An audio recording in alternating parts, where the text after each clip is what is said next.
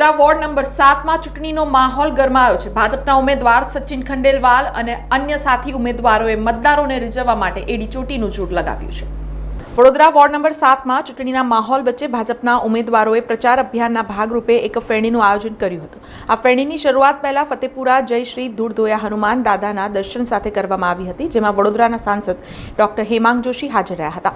જે ફેણી ધૂળધોયા હનુમાન મંદિર, અડાણિયા પુલ 4 રસ્તા, ફતેપુરા વિસ્તારમાં ફરી હતી।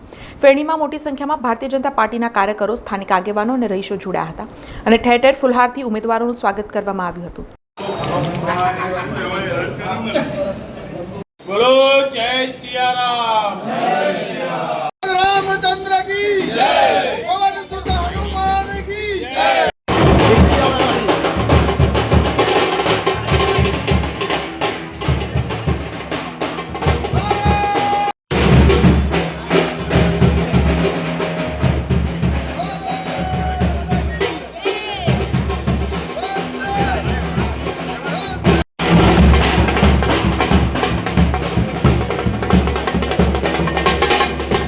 આવનારી સ્થાનિક સ્વરાજ્યની ચૂંટણી માટે ભારતીય જનતા પાર્ટી વડોદરા મહાનગરના તમામ વોર્ડની અંદર ઉમેદવારો પ્રચાર પ્રસાર કરી છેલ્લા 5 વર્ષની અંદર કરવામાં આવેલા વિકાસ કાર્યોની વાતો તથા આવનારા 5 વર્ષની અંદર તેઓ સેવા માટે કેટલા કટિબદ્ધ છે એ વાતનો ઘર ઘર સંપર્ક કરી તમામ કાર્યકર્તાઓ નાગરિકોને મળી રહ્યા છે।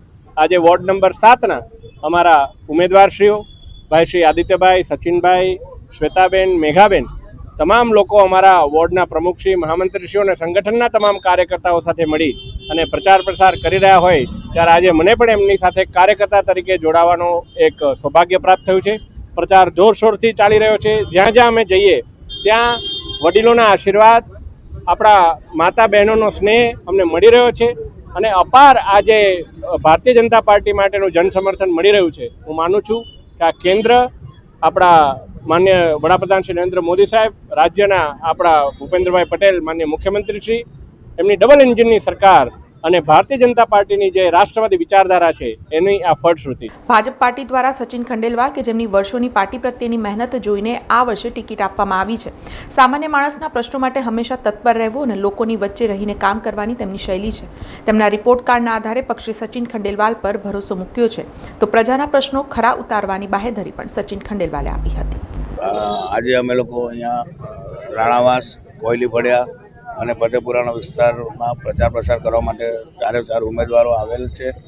અમારી વચ્ચે અત્રે અમારા લોકલાડીલા સાંસદ શ્રી હેમાંગભાઈ જોશી પણ ઉપસ્થિત છે અને અમે પાછલા 2 દિવસની અંદર સલાટવાડા, નાગરવાડા, 5 પોળ, ખત્રીપોળ છે, સદાપોરનો ખાંચો છે, દરેક જગ્યાએ અમે પ્રચાર પ્રસાર કર્યા છે।